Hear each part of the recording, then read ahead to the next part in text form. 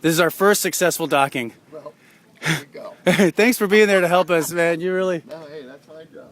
Yeah, you did. It's good. You can tell people on the phone and say, okay. I don't know what I'm doing. We don't quite know what's going on. That's good. Where are you going after this?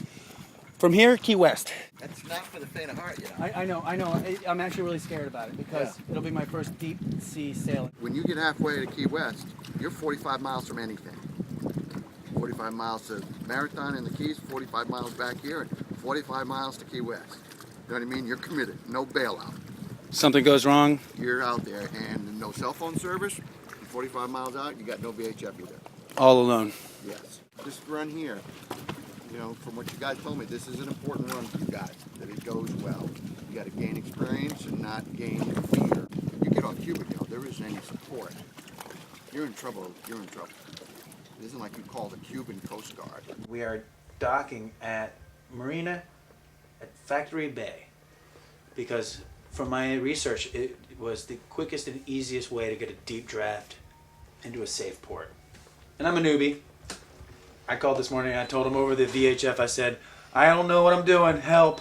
Don't worry, get on the radio when you get here and we'll talk you in. Yeah, and he did. Thank God. But, you know, then we did our first docking in addition. Yeah. And we got to work on that a little. Yes, we did. But not terrible. Father Buddha shipped me the Spot, a GPS SOS tracker.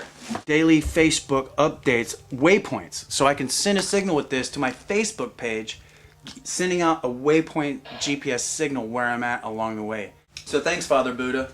Docking fees, you know, $50 a night. That I can't afford that. But I was hoping maybe to work out a deal with you guys to maybe get a discount. I'd be a little bit more concerned with the $50 a night and the fact that there's a good probability you're probably going to die out there.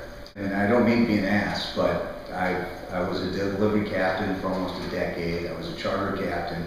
I was a sailing instructor. I've had my captain's license for 30 years. That boat is absolutely nothing. The size of that boat, have you had it surveyed? Is it mechanically sound at all? Or did you just, you're on a fool's errand, man. I hate to say it. I appreciate what you're doing. The ocean is the most incredible thing. Everything good that's ever happened to me has happened around and on the ocean, but you're not respecting it at all. You think this is some big game that you two can go hop with your little camera out there and you can go take pictures. It's not something you get out there on a little 26-foot boat. God bless you. Have a good time, but I think you are absolutely crazy to do that. And not crazy like respectable, but crazy like that's kind of foolish. It really is. And you're even bigger fool than he is because you're going along for the ride. You know less than he does. I see people come in here all the time and at least they go out and buy a nice boat and everything. Either become a sailor and take a shitty boat or, you know, get a nice boat and have no idea what you're doing, but you can't challenge Mother Nature to that extent and really think you're going to come out and win, can you? It is amazing the amount of disrespect we have for the ocean. I won't do any travels on anything in open ocean under a 40 foot.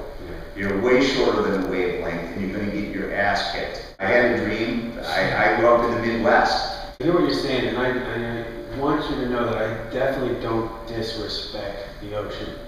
I mean, I've been a stuntman my whole life. What I'm actually doing with this is more along those lines of stunt work.